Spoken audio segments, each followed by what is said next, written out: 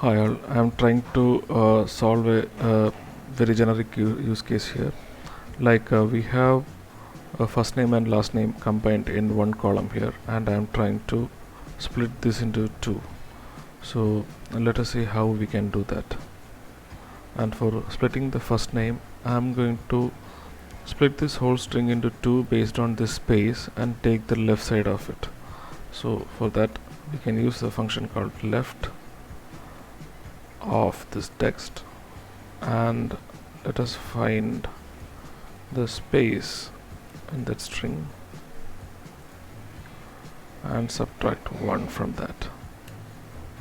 This way you'll get the first name. And to find the last name, again you have to use the right function, and you can see the second argument is like number of characters. So what we can do is we will calculate the length of this string and subtract the number of characters to the left of it. That is, you will find the position of the space and subtract it.